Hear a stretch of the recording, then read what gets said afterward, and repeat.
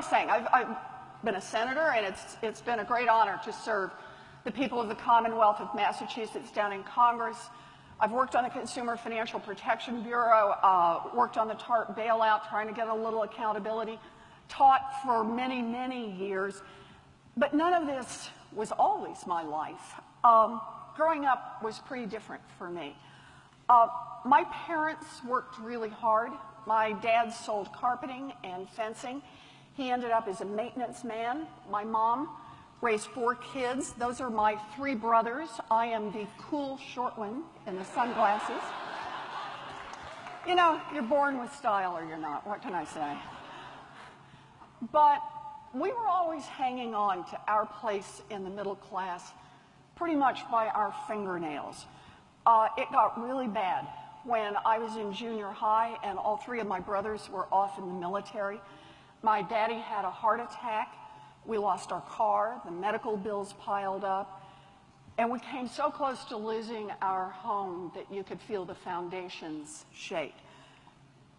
We were flat out of options when my mom, who was 50 years old, took her first job.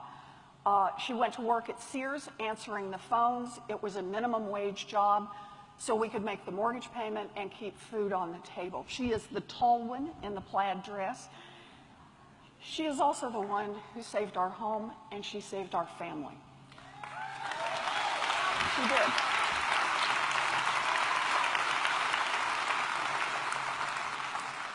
But it was really, really hard. And we came really, really close to disaster. And for a lot of families, this story does not end well. For a lot of families, no matter how hard they work, no matter how many coupons they cut, no matter how much they try to save, there is never enough to make ends meet. And for some families, for some African American and Latino families, the system has been rigged for so long that there will never be enough to make ends meet.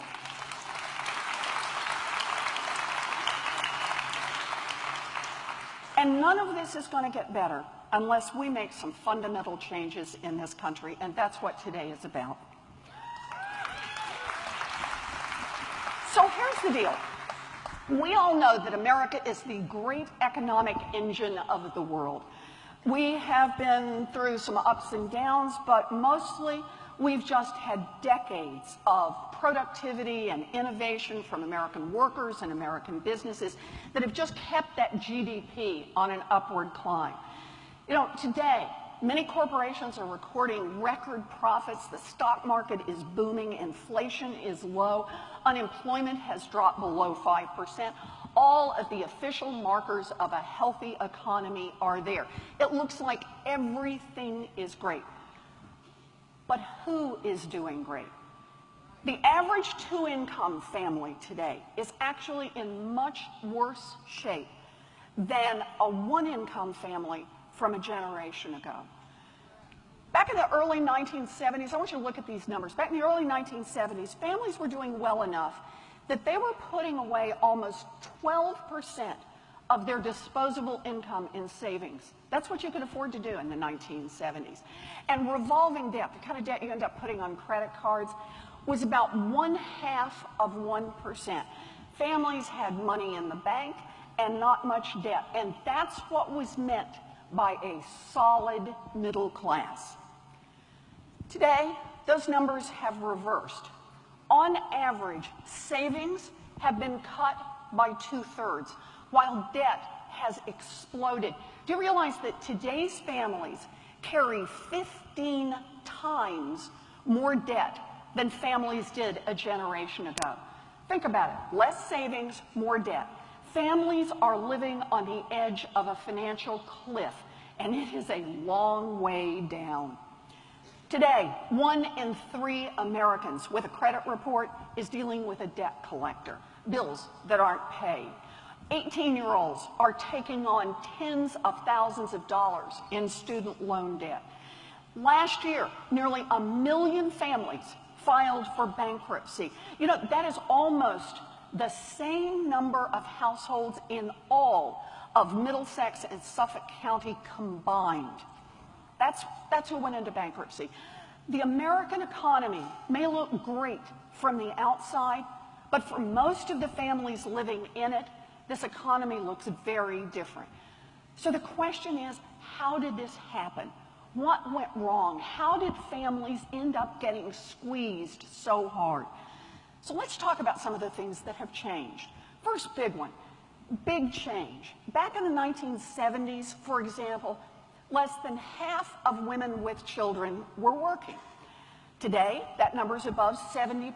Now, that hasn't quite doubled what families are earning, but it means that on average, these families have more income. So that should be the good news, right? If we're earning more, why the pictures about so much debt and so little savings? And I gotta tell you, the easy explanation for lots of people is just blame ourselves.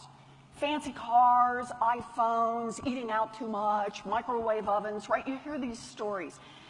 People assume that America's debt problems come from wasteful spending. But here's the thing, it is just not true. In fact, over the past 30 years, families have actually cut a lot of their spending. Adjusted for inflation, the average family, that family right in the middle, is spending less on food, including eating out, less on clothing, less on furniture, less on appliances than they did a generation ago. The numbers are really just pretty conclusive on this. Now, you may have an Aunt Edna who shakes her finger at young families, but today, the data show that most American families are not out there hooping off their money. They've watched their nickels, but boy, have they gotten slammed by the big stuff. The big fixed expenses are truly staggering. Families today spend it's all adjusted for inflation, 57% more on their mortgages, 104% more on health insurance.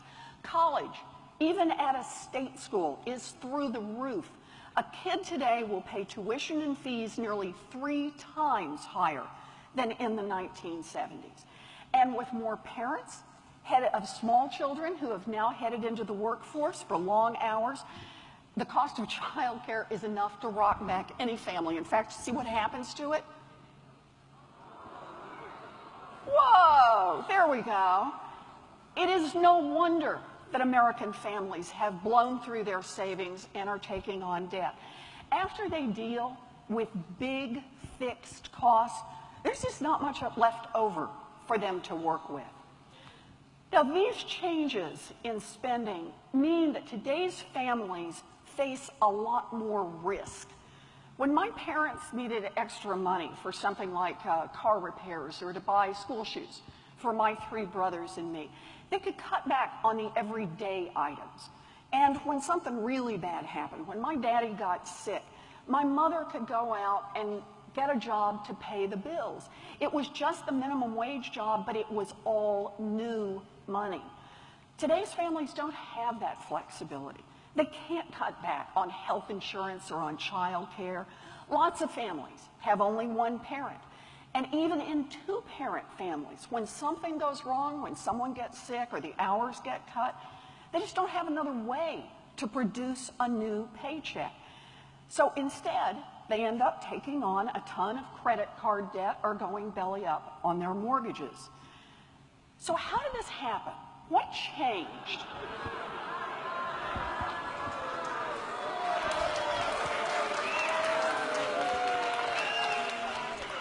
Yeah, what changed?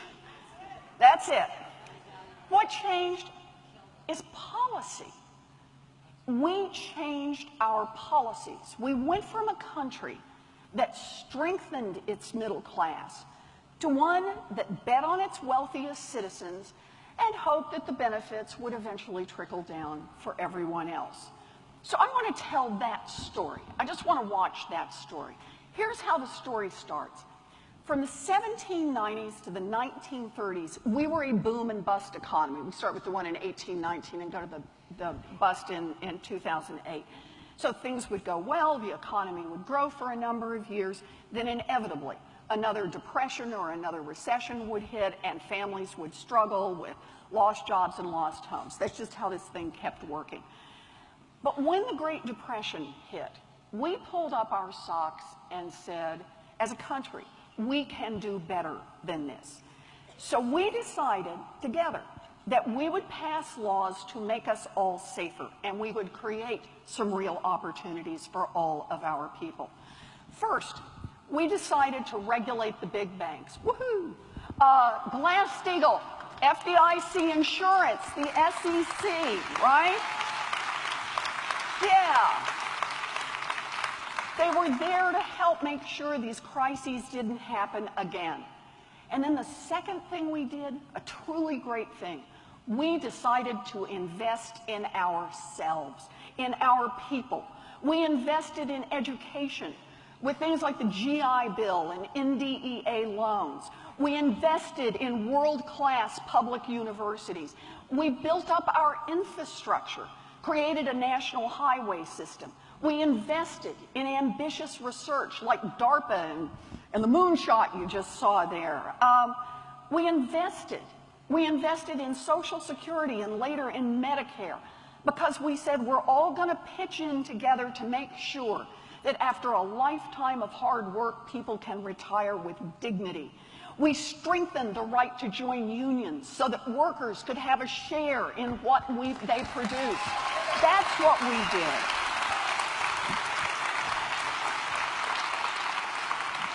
We built a country to invest in us.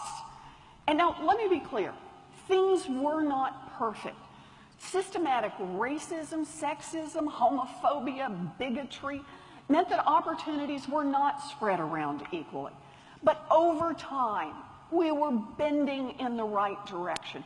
And these government investments in education, in infrastructure, let us turn our hard work into real success for people all around this country. Before 1980, we made a real effort through our government to invest in our country's future. We spent money on education, on research, areas that benefited a large part of the population. All of us together, through government, helped create opportunities. Yes. Because here's the part. We made those investments together, and here is the really cool part. It worked. It totally worked. Before 1980, the 90% of Americans, they're wearing baseball caps, 90% of Americans. The 90% of Americans who are not in the top 10%, the 90% of Americans got 70% of all the new income that was generated in that economy. Yes, that's what we should be applauding. This was an America where you could afford to work and have a family. It was an America where I could go to college on $50 a semester. It was an America where my mother could support a family on a minimum wage job. Does anyone in this room? Yes. That was the America. Does anyone in this room think that any of that is possible today? That you could build a secure life, that you could send kids to college on $50 a semester? And minimum wage. Today, a minimum wage job will not keep a mama and a baby in a one-room apartment. That's where we live now, and that is wrong.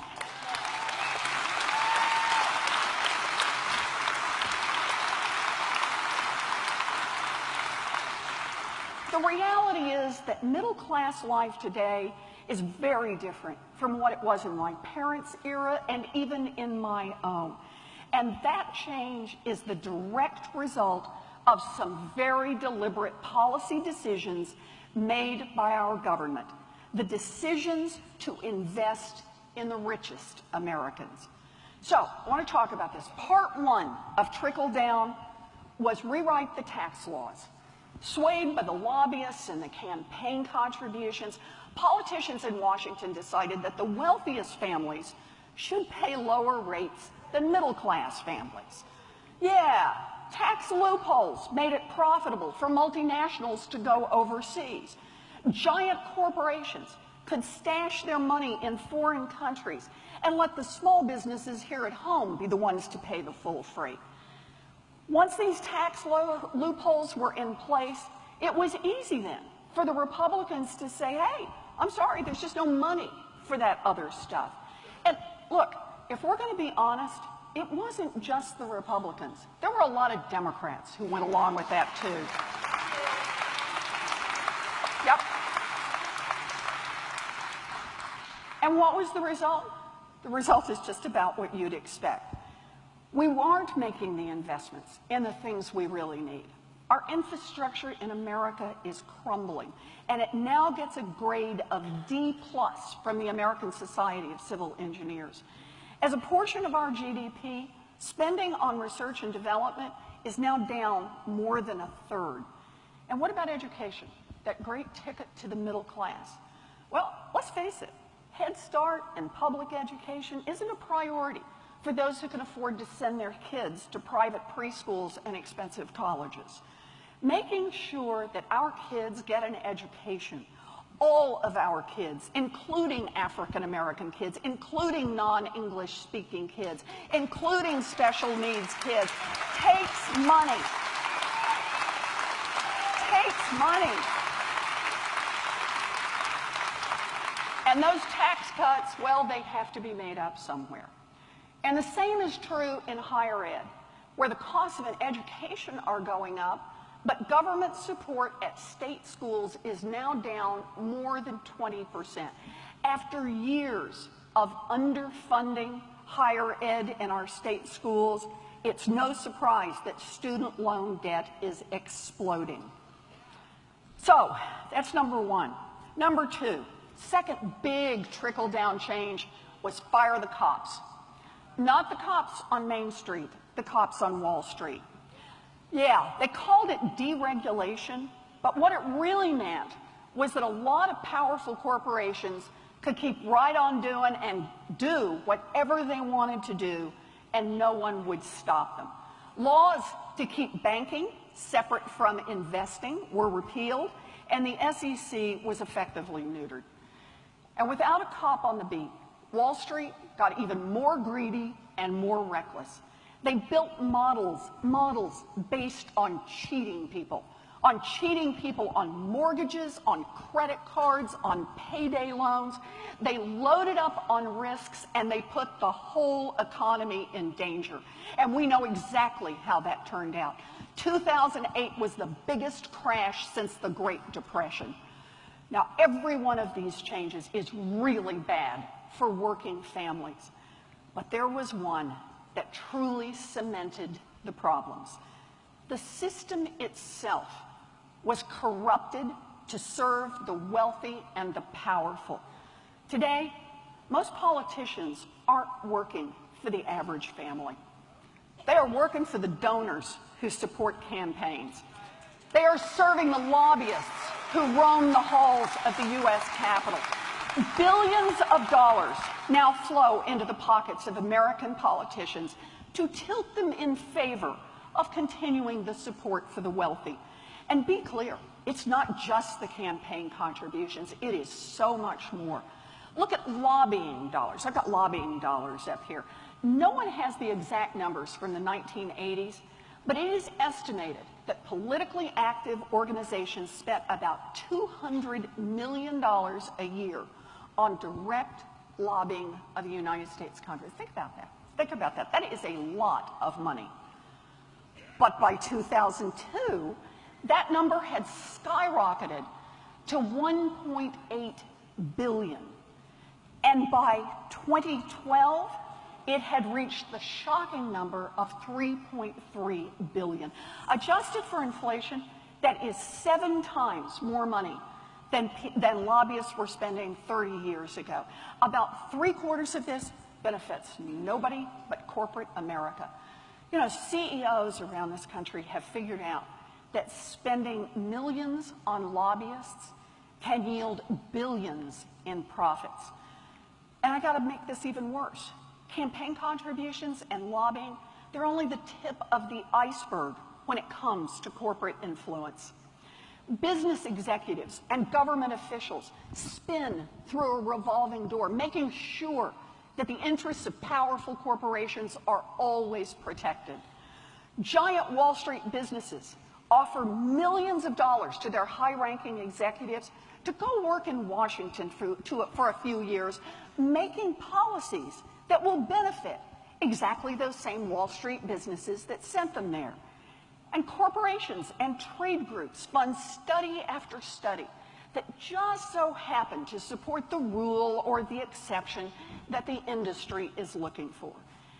And that is why, despite tons of evidence showing how bad these policies are for working families, that is why nothing changes. Remember the number that showed from 1935 to 1980 as total income increased in this country, the number that showed that the 90% got at least 70% of the new income generated. Well, those days are gone. From 1980 to 2016, total income kept growing. You remember the GDP slide from early on. Total income kept growing, but now it was divided very differently. The share of new income that went to the 90% was almost zero. Nothing, not even 1%. If you look at market income, the income that individuals earn before government and transfers like Social Security, the top 10% has taken nearly all of the new income since 1980.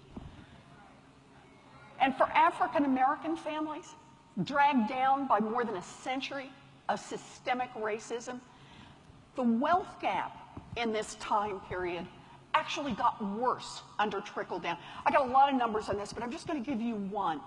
From 1984 to 2008, which is 2009, where we actually have some good numbers on this, the wealth gap between black and white families tripled. This economy is growing, but it's really only growing for those at the top. Everyone else is left behind. And here is what makes this story really scary. A government that works just for those at the top is a government that can't address other problems, some of the biggest problems that we're facing. Look, the world is heating up, and climate change could destroy much of our land and our oceans. But so long as big coal and big oil are calling the shots in Washington, nothing will change. Trade deals force U.S. workers to compete head-on with imprisoned workers and with child labor in Guatemala and Jordan. But so long as multinational corporations call the shots in trade negotiations, nothing will change. Nothing.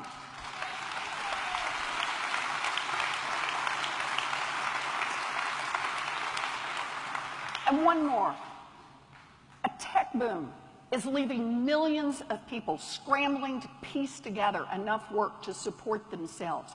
But so long as Washington lobbyists keep the Labor Department at bay, people will be working harder and harder and have less and less. We face big problems, really big problems. But the biggest problem we face is political. Deliberate government policies that once favored working people now favor the privileged class, billionaires and giant multinational corporations. But there is good news in this story. There truly is. If government has been taken over by the rich and powerful, then the rest of us can take it right back. That's what this is about. That's what this is about. That's right. We can do this. We can make our government change its priorities and once again serve American families and build a future for our children and grandchildren. The last thing we should be doing as a country is making more cuts, creating more loopholes, taking more cops off the Wall Street beat. We need to make regulations that create a level playing field between the big guys and the little guys. And we need to enforce the law for everyone. Everyone. You know, ever Think about this. A kid who gets caught with a few ounces of drugs can be looking at jail time. But a CEO who helps his bank launder $1 billion of drug money gets a bonus. That is not right. That is not right.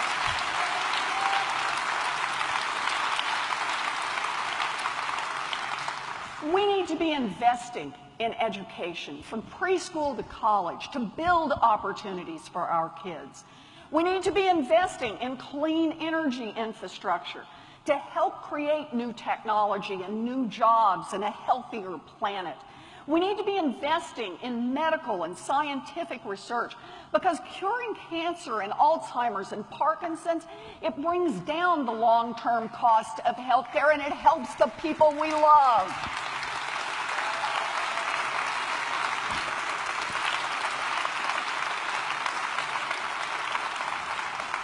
So here's the question. Can we actually do any of this stuff? I mean, can we make these investments without going broke? If we tried, would we just bankrupt ourselves? Well, I don't think so.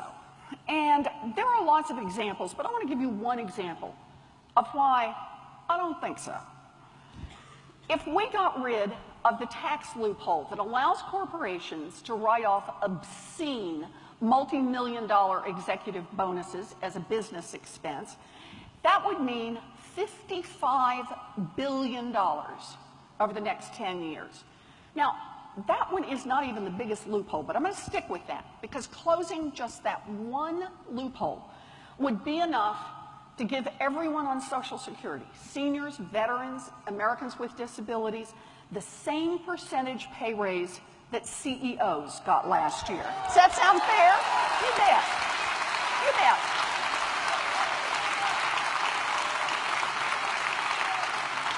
Or look at it another way. It is just about enough to let every young person with college loans refinance at lower rates and save some money. Yep.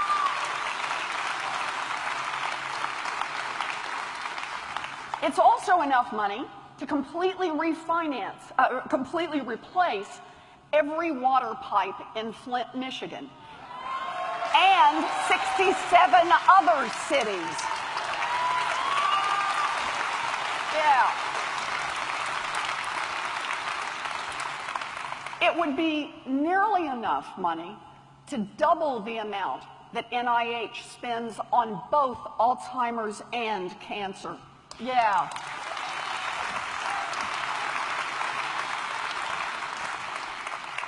So I just want you to think about that, do a little math.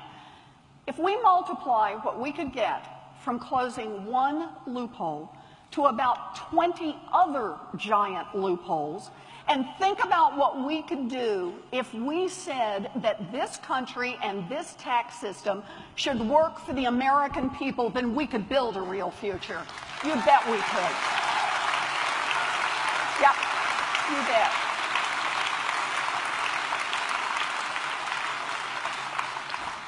This isn't pie in the sky. These are changes, by the way, that the majority of Americans support. I know that if you watch the news, you believe that there is no issue in America that has more than 50% support. And actually, it is true. There are real issues that divide us as a people. But these issues, these core how we build a future issues, bring us together. Raise the minimum wage, refinance student loans, support child care, adopt family leave, pass equal pay for equal work, regulate the banks, expand Social Security. National surveys tell us that somewhere between 60 and 75% of all Americans support these changes. They're there. The progressive agenda is not a Democratic agenda or a Republican agenda. The progressive agenda is America's agenda. That's right. That's right. That's right. Yes. It is Congress that is wildly out of step with the American people, out of step because Congress is corrupt. Too many elected officials have sold out to corporate money and corporate lobbyists.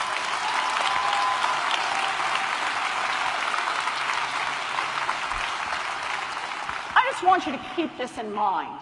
The next time you hear somebody talking about gridlock, remember, it works for someone. Special interests have invested millions and millions of dollars to keep things just the way they are. Don't close the loopholes. Don't hold Wall Street CEOs responsible when they break the law. Don't shut down the dirtiest coal plants in the country. Those lobbyists and those PR machines have done an incredible job of convincing most Americans that the situation we're in today is inevitable, that there is nothing they can do to make a difference. But we can make a difference. They might have money and power, but we have our voices and our votes.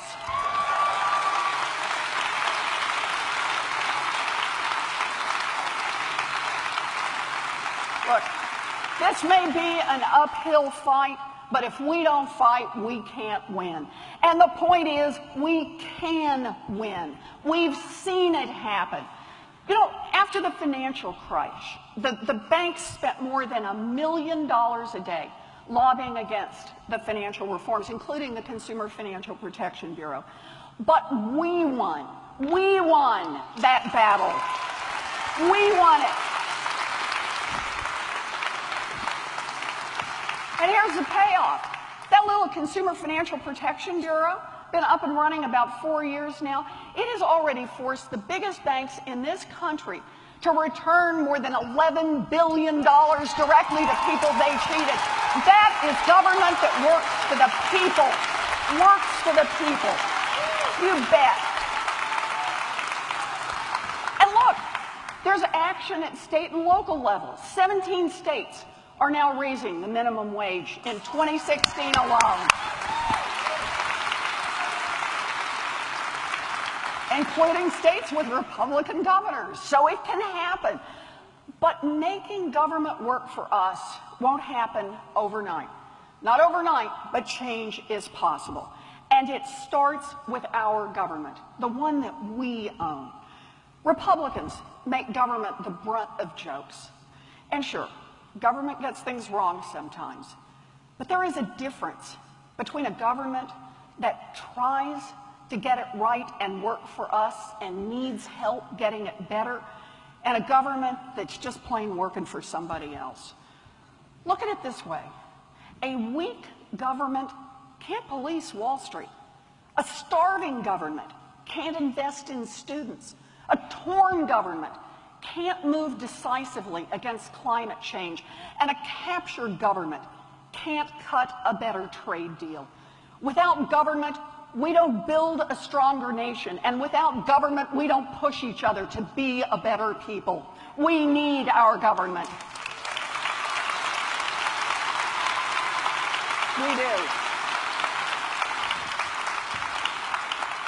Look, I stand up here. I am not naive. We have all been through our share of fights, and Lord knows I have.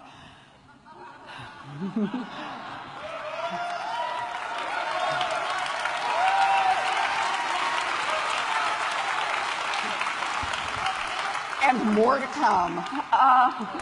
We're going to have some fun. You bet. And look, I also get that lots of times we don't win. But the worst thing we can do is lay down without a fight.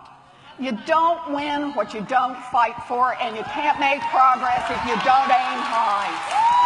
You bet. That's right.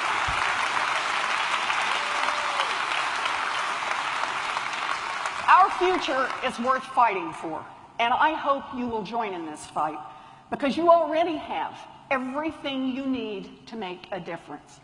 The first one is what you do every day. Raise your voice. If you see things that are broken, tell people. Call your elected officials, give them an earful, and tell your family to do the same. Change starts when people engage.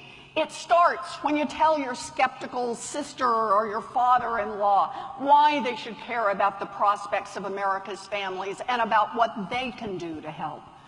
The second one is raise your hand. Volunteer. Volunteer to get somebody elected. I know many of you will, to get a law passed, to get out there and advocate for what we believe in. Volunteer.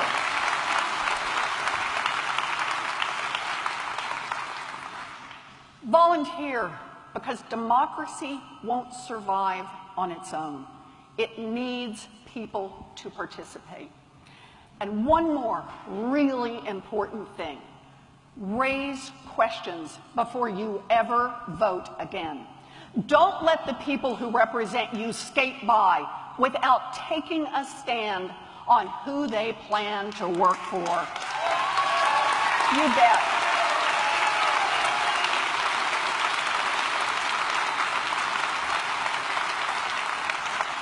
So we're Democrats, and we can put a lot of this together in a lot of ways, but I just want to do it as 4 questions, just to kind of lock in your brain. And you can add to them if you want, but here are 4 questions to get us started. 4 questions that everyone, regardless of political power, should be forced to answer. First, will you fight to overturn Citizens United and reduce the influence of giant corporations and billionaires? Money in politics.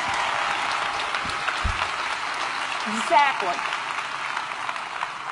Second, will you put more cops on Wall Street and tell them to hold corporate executives personally liable when they break the law?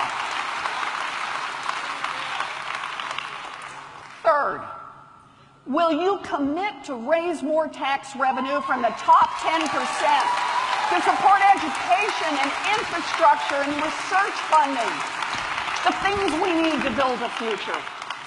And fourth, will you strengthen the safety net for all workers, full-time, part-time, gig, independent contractors, higher Social Security, family and medical leave, health care, a chance to join a union? Will you do those?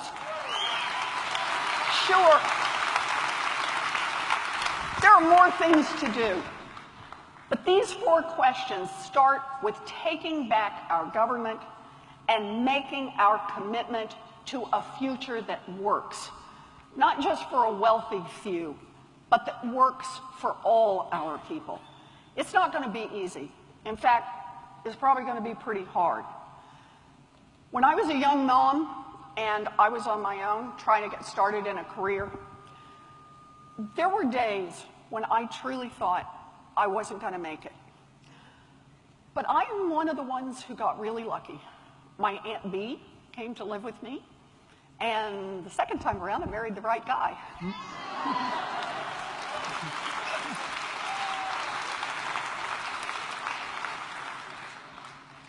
But I could build something with my life because I lived in an America that gave people second chances. An America where you could pick yourself up and you could try again. An America of growing opportunities. And that is how the daughter of a maintenance man and a minimum wage worker from Sears could end up in the United States Senate.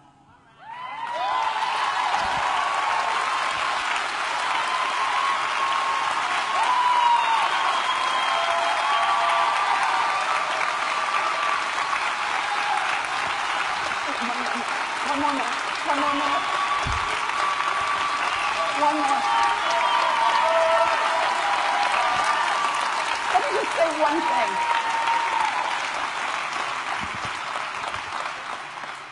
I believe in that America, and I believe we can build that America together. That's why I'm here. That's why you're here. And it comes to us at this moment in history to get all of America there. So thank you. Thank you for all you're doing. Thank you. Thank you. Thank you. Thank you. Thanks for doing this. Thank you. Thank you. Thank you. Yes. Thank you. Thank you. I see you back there. Thank you. Thank you.